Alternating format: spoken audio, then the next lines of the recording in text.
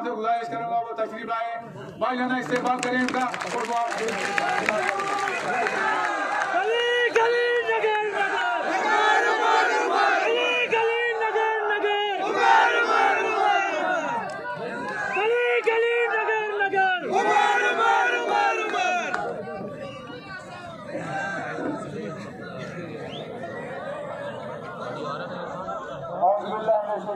बिस्मिल्लाहिर्रहमानिर्रहीम।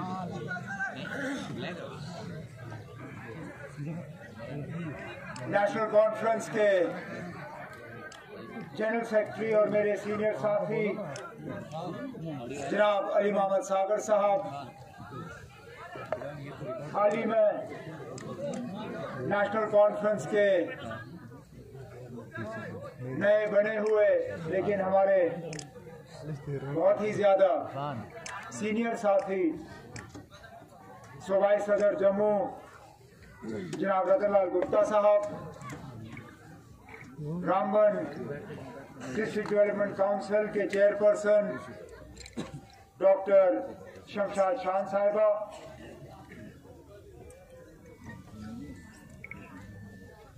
हमारे नए बने हुए जोनल सदर जनाब गनी मलिक साहब, यूथ के सूबाई सदर एजाज जान साहब, सियासी सरगर्मियां अब शुरू हो रामबन के जिला सदर जम्मू कश्मीर में सजाद शाहीन साहब, के दिन के हवाले से वादी कश्मीर में हमारे साबका एमएलए मिल रही है कुलगाम और सीनियर साथी वहीं खिताई चनात में डॉक्टर चमनलाल साहब, अब्दुल्ला आज खिताई चनात जनाब ब्रिजमोहन शर्मा साहब, इस वक्त अवामी जलसे से खताब गूल के हमारे इस वक्त बराह रास्त डिस्ट्रिक्ट डेवलपमेंट काउंसिल के मेंबर होल में इस वक्त स्टेज पे चौधरी सखी मोहम्मद साहब, यहाँ पे हमारे ब्लॉक प्रेसिडेंट हजरात बैठे हैं, तंजीम के बाकी अहदेदार हजरात, भाइयों बहनों बुजुर्गों नौजवान साथियों, आप सबको मेरे तरफ से अस्सलाम वालेकुम और आदाब। बड़ी मुद्दत के बाद आज दोबारा गूल वापस आने का मौका हासिल हुआ है। शायद पहली बार जब मैं गूल आया, जनाब मरहूम अब्दुल वाहिद शान साहब, अल्लाह मगफरत करे उन्हें, एक्स एमएलए हमारे, उनके साथ आया था। उसके बाद शायद ये सबसे बड़ा गैप रहा मेरे यहाँ गूल वापस आने में, लेकिन हालात ही कुछ ऐसे थे। 2014 में मैं आया, इलेक्शन का वक्त था, डॉक्टर शमशाद शान साहिबा हमारी कैंडिडेट थी। उस वक्त हमारी उम्मीद थी कि लोगों का वोट हासिल होगा, इलेक्शन जीतेंगे और तरक्की का जो दौर चल रहा था उसको आगे बढ़ाते रहेंगे। लेकिन अल्लाह ताला को कुछ और ही मंजूर था। जम्मू कश्मीर के आवाम ने एक अलग ही फैसला सुनाया और हम ऑपोजिशन में जाके बैठ गए। उस दिन के बाद इस रियासत ने चैन का कोई दिन नहीं देखा, एक उथल पुथल का माहौल रहा, कोई हुकूमत टिकी नहीं। मैं अपनी जगह बैठ के सोच रहा था कि इतना वक्त लगा क्यों यहाँ वापस आने में, लेकिन जब मैं सोचता हूँ कि 2015 जनवरी के बाद इस रियासत में किस तरह के हालात बने, तो वाकई लगता है कि हर 6-8 महीने के बाद कुछ ना कुछ हुआ। 2015 जनवरी में मैंने हुकूमत छोड़ी और फिर महीने लगे नई हुकूमत के आने में। मुफ्ती साहब अल्लाह मगफरत करे उन्हें, चीफ मिनिस्टर बने, उनकी हुकूमत को चंद ही महीने हो गए, वो बीमार हुए और वफात पा गए। वो इस दुनिया से चले गए, फिर महीने लगे, नई हुकूमत बनने में, और उसके बाद 2016 का तो हम सबको याद है क्या हालात रहे इस रियासत में। उन हालात से हम निकले तो फिर बीजेपी और पीडीपी की लड़ाई हुई और वो हुकूमत चली गई, और वो हुकूमत गई तो उसके साथ साथ हमारी रियासत भी गई। 2019 हुआ, हम सब बंद थे, महीने महीने लगे हमें बाहर आने में, और तब के बाद एक अजीब सा एक सूरत हाल रहा। समझ में नहीं आता कि जम्मू कश्मीर को किस तरफ धकेला जा रहा है।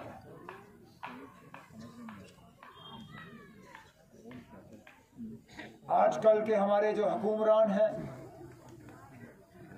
उन्होंने इस जम्मू कश्मीर के बारे में क्या सोचा, उनके इरादे क्या हैं, वो क्या हासिल करना चाहते हैं हमारे लिए, समझ में नहीं आता। हाँ, ये हम अक्सर सुनते हैं कि 2018 से पहले कुछ नहीं हुआ। ठीक है ना, अगर नहीं हुआ तो फिर हमें बताएं। अगर कहीं अस्पताल है वो कहां से आया, अगर कहीं स्कूल है वो कहां से आया, अगर कहीं डिग्री कॉलेज बनी वो कहां से आया। मैं ये तो नहीं कहता हूं कि हमने अपने जेब से पैसा निकाल के ये बनाए, मरकज का पैसा आया, लेकिन इस्तेमाल तो यहीं पे हुआ, इस्तेमाल यहाँ पे हुआ। अगर सरकारी दफ्तर कायम हुए, अगर तहसीलदार बैठा, नायब तहसीलदार बैठा, ब्लॉक डेवलपमेंट अफसर बैठे, तो किसी ने तो फैसला किया होगा उनको वहां बैठाने का। अगर बच्चों के रोजगार के लिए हमने इंतजाम करने की कोशिश की तो सिर्फ अपने बच्चों को नहीं लगाया। लेकिन 2018 के बाद और बिलखसूस 2019 के बाद अगस्त हम मजबूर होते हैं पूछने पे कि आखिरकार आप लोगों ने किया क्या, क्या बदला हमारे लोगों के लिए। इस दूर दराज गूल के इलाके में क्या फायदा आया अगस्त 2019 के बाद। कौन सा बेरोजगार नौजवान आज रोजगार लेके बैठा है, कौन सा नया डेवलपमेंट का काम आप लोगों ने शुरू किया, कौन से नए नलके लगे, कौन सा नया बिजली का तार लगा, कौन सा नया बिजली का प्रोजेक्ट लगा, दिखाएं हमें। उस वक्त तो आपने कहा था कि इन चंद खानदानों ने जम्मू कश्मीर को तबाह किया और हमने जम्मू कश्मीर को इन खानदानों से अब आजाद कर दिया है। अब यहां तरक्की का दौर शुरू होगा, आपको मांगने की भी जरूरत नहीं पड़ेगी, बिना मांगे हुए आपको सब कुछ मिलेगा। क्या मिला? हम तो खामोश हो गए। 18-19 में हम बैठ गए, हमने सोचा ठीक है ना, हमसे ही कोई गलती हुई होगी, शायद हम ही फेल हो गए, हमने इस रियासत के साथ इंसाफ नहीं किया, अब शायद यहां के लोगों के साथ इंसाफ होगा। लेकिन आज भी हम इंसाफ के दरवाजे खटखटा रहे हैं। मेरे पीछे आ जाए। जिस अमन का वादा हमसे किया गया था कि 370 हटने के बाद यहां अमन आएगा, कहां है वो अमन? जिस भाईचारे का इंतजार हम कर रहे हैं कि 370 के वजह से जम्मू और कश्मीर को लड़वाया जा रहा था और 370 गायब होते ही जम्मू और कश्मीर में कोई फर्क नहीं रहेगा। हमें कहा गया था कि बच्चों के लिए नई नौकरियां होंगी, बाहर से फैक्ट्रियां लगेंगी। हमें कहा जाता था कि टाटा, अंबानी, बिरला ये सिर्फ रुके हुए थे क्योंकि 370 ने उनको रुकाया था, और 370 हटते ही यहां टाटा साहब भी आएंगे, यहां बिरला साहब भी आएंगे, यहां अंबानी साहब भी आएंगे। ना हमें अंबानी दिखा, ना हमें बिरला दिखा, ना हमें टाटा दिखा। हमारे बच्चे आज भी दर बदर की ठोकरें खा रहे हैं। उल्टा जो थोड़ा बहुत हम कर सके, ज्यादा नहीं, तो यहां जमीन के मालिकाना हक हमने यहां के लोगों को दिए। रोशनी की कानून लाई इस उम्मीद के साथ कि यहां लोग अपना जमीन लेके अपने घर उन पे बसाएंगे।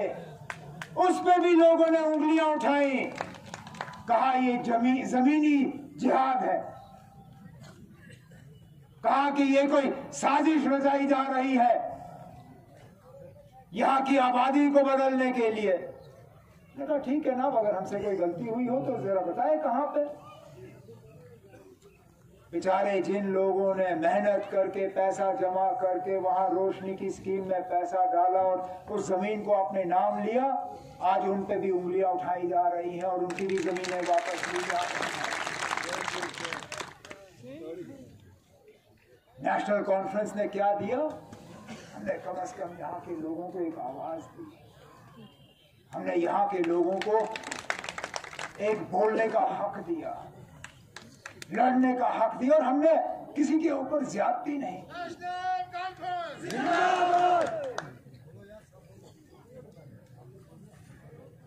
आज 2019 के बाद वो आवाज भी छीनी गई।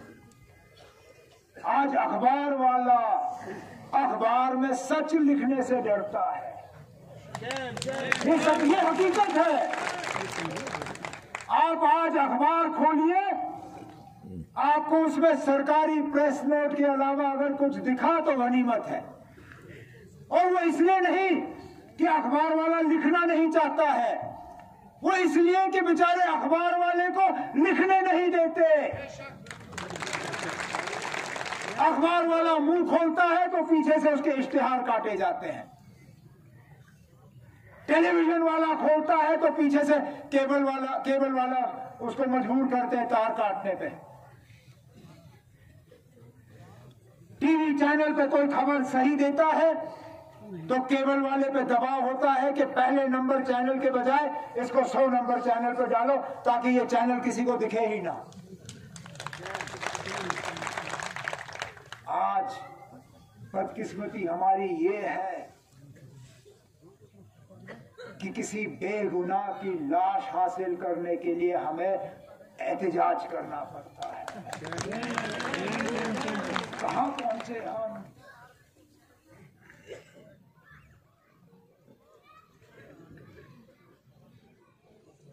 नौजवान आमिर श्रीनगर में काम करने गया क्योंकि यहां रोजगार के उसको कोई दरवाजा दिखा नहीं।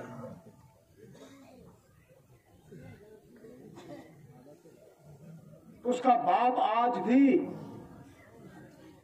पुलिस की हिफाजत में रहता है क्योंकि उसने मिलिटेंसी के खिलाफ मुहिम चलाई।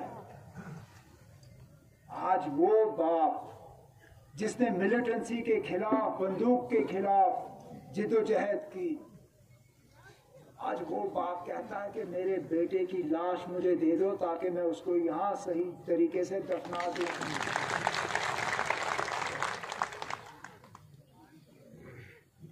क्या इसलिए 2019 अगस्त हम पे ठोसा गया कि आमिर मागरे गुल का एक नौजवान हंदवारा में दफन हो और उसकी कब्र कहां वो तक किसी को पता नहीं। आज अगर उसका बाप उसके कब्र पे फातिहा भी पढ़ना चाहे तो शायद उसको बेटे की कब्र नहीं मिलेगी। तो फिर कहां है हमारे लीडर जो जम्मू जम्मू जम्मू जम्मू जम्मू करते हैं? क्या गुल जम्मू का हिस्सा नहीं है? फिलहाल इस तरफ साइड आगे से उनको छोड़ूंगा। क्या आप लोग जम्मू के हिस्से नहीं हो? क्या आप लोगों को हक नहीं है कि वो लोग आपकी नुमाइंदगी करें? या क्या उनकी सियासत सिर्फ यही है कि हिंदू को मुसलमान से लड़वाया जाए, जम्मू को कश्मीर से लड़वाया जाए, वोट का बंटवारा किया जाए ताकि यहां के लोगों की आवाज कमजोर हो? नहीं तो वो लोग क्यों नहीं आज सड़क पर बैठे हुए हैं? क्या आमिर मागरे उनका नहीं है?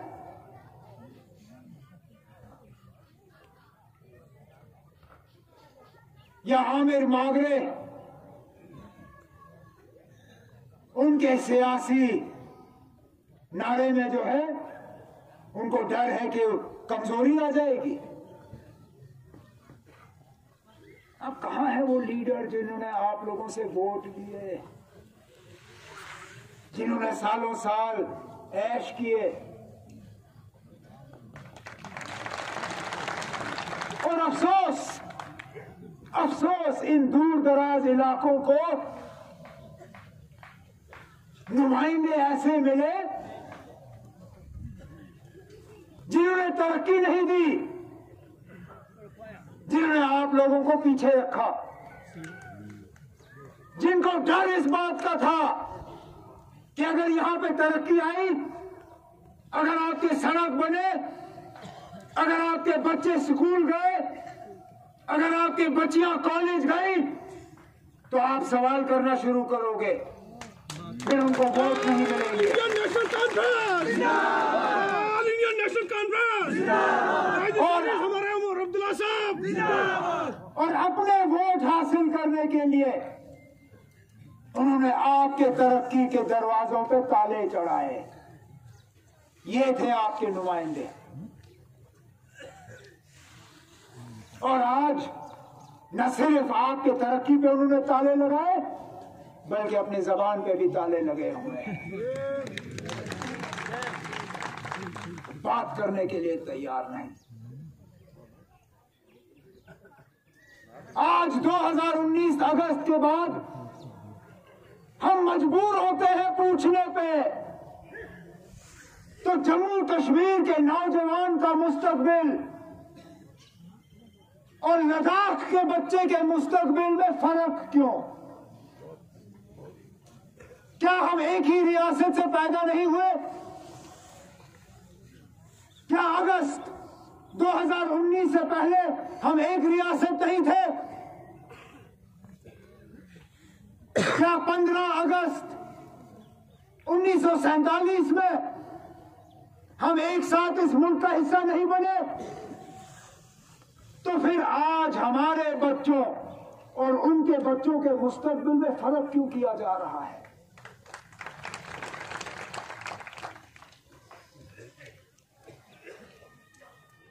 आज लद्दाख के बच्चों के लिए नौकरियां रिजर्व, लद्दाख के लोगों का स्टेट सब्जेक्ट भी बरकरार, वहां कोई डोमिसाइल नहीं, वहां बाहर का बंदा न जमीन खरीद सकता है, न नौकरी ले सकता है, न वहां स्कॉलरशिप ले सकता है। भी ले लो, स्कॉलरशिप भी ले लो, वोट भी डालो, सारा कुछ करो। आखिरकार क्या हमें भी हक नहीं है? और जब हम आवाज उठाते हैं तो कहते हैं ये देशद्रोही है, ये एंटी नेशनल है, ये मुल्क के खिलाफ बात कर रहा है, क्योंकि एक मुल्क में एक ही निजाम होना चाहिए। अरे जनाब, यहाँ एक रियासत, जो एक रियासत थी, यहाँ आपने दो निजाम खड़े किए। जब एक रियासत में आप दो निजाम खड़े कर सकते हो, तो क्या हमारा हक नहीं बनता कि हम उस पुराने निजाम के लिए जद्दोजहद करें जो अगस्त में आपने हमसे छीना था?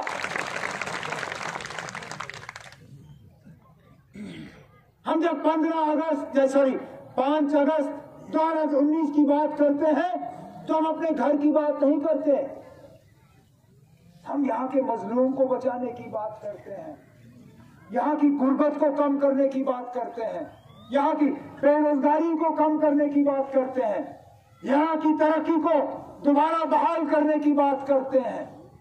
जो 2019 अगस्त में हमसे छीना गया, और हम लड़ते रहेंगे इंशाअल्लाह। जब तक हम में दम है, जब तक हम में सांस है, हम लड़ते रहेंगे, क्योंकि ये इंसाफ की लड़ाई है, ये इंसाफ की लड़ाई है, ये सच्चाई की लड़ाई है। और सच्चाई की लड़ाई में कोई पीछे नहीं हटता, सच्चाई की लड़ाई में कोई पीछे नहीं हटता, और हम पीछे हटने वाले लोगों में से नहीं हैं। लेकिन हमें भी अपनी जगह एहतियात करना होगा, क्योंकि साजिश रचाने वाले बहुत लोग आएंगे। आज 2 साजिशें एक साथ चलाई जा रही है। एक वोट के बंटवारे की, एक वोट के बंटवारे की। दिल्ली ने यहाँ अलग अलग तंजीमें पैदा की हैं, जिनका मकसद सिर्फ यही है कि इन इलाकों में वोट का बंटवारा हो, चिनाब में, पीर पंचाल में, और खासकर कश्मीर में। एक इस साजिश से आपने बचना है, और दूसरा डीलिमिटेशन के नाम पे ये हमें लड़वाने की कोशिश करेंगे। लेकिन आप डीलिमिटेशन में आपका हक बनता है असेंबली कॉन्स्टिट्यूएंसी मांगना, और आपको अगर हक के बुनियाद पे फैसले हों, अगर इंसाफ और सच्चाई के बुनियाद पे फैसले हों, तो फिर गूल का अपना असेंबली हल्का बनना ये तो जाहिर सी बात है। और इंशाअल्लाह इसके लिए जो हमारे मेंबर डिस्ट्रिक्ट ये डीलिमिटेशन कमीशन में हैं, 3 मेंबर पार्लियामेंट, बेशक वो कश्मीर के हैं, चाहे वो फारूक साहब हो, चाहे मसूदी साहब हो, चाहे लोन साहब हो, उन तीनों को मैं यहाँ से जाके आपका पैगाम पहुंचा दूंगा कि यहाँ पे आपके असेंबली हल्के के लिए उनको वहाँ पे जद्दोजहद करना होगा, उनको अपनी वहाँ पे आवाज उठानी होगी। और पहले कदम पे हमारी कामयाबी होगी, फिर दूसरा कदम आएगा। जब असेंबली कॉन्स्टिट्यूएंसीज बढ़ेंगी तो जाहिर सी बात है कि डिस्ट्रिक्ट भी बढ़ने चाहिए। असेंबली कॉन्स्टिट्यूएंसीज की तादाद बढ़ेगी तो इंशाल्लाह नए डिस्ट्रिक्ट भी बनेंगे, और नए डिस्ट्रिक्ट बनेंगे तो उसमें आपका क्लेम भी आ जाता है एक पहाड़ी डिस्ट्रिक्ट के लिए।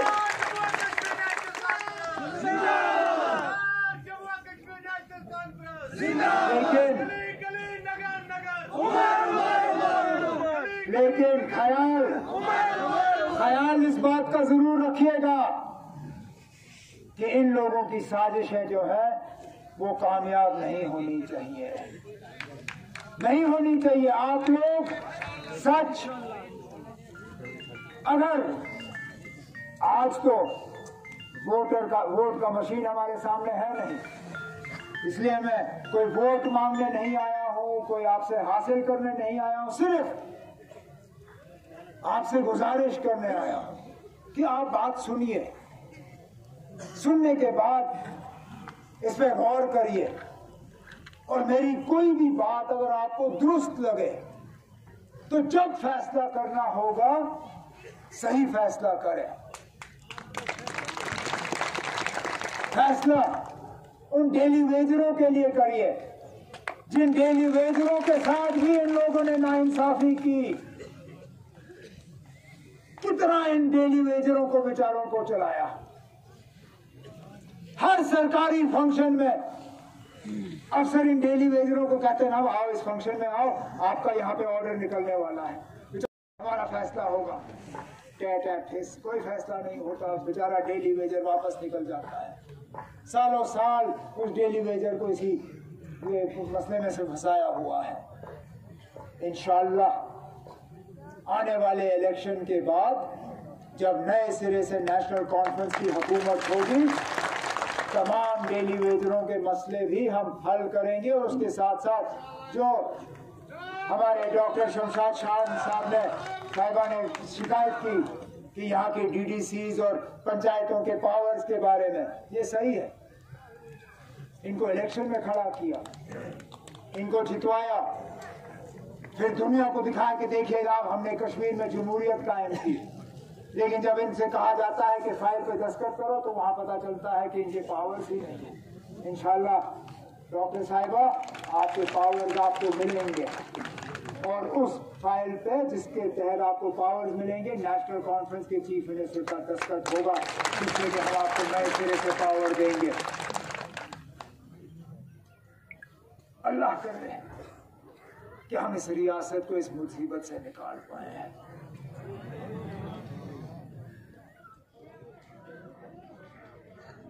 मैं नेशनल कॉन्फ्रेंस के हमारे सदर जनाब फारूक साहब की तरफ से बिलखसूस आप सब साथियों का तहे दिल शुक्रगुजार हूँ जो डीडीसी इलेक्शन में आप लोगों ने नेशनल कॉन्फ्रेंस को कामयाबी दी,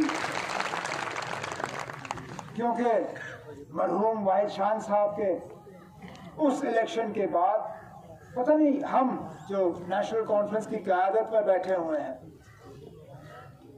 पता नहीं हमसे क्या गलती हुई कि हम दोबारा ये सीट जो है नेशनल कॉन्फ्रेंस की झोली में लाके वापस रख नहीं सके। इसमें कसूर कभी आपका नहीं है, क्योंकि इलेक्शन में कसूर वोटर का नहीं होता।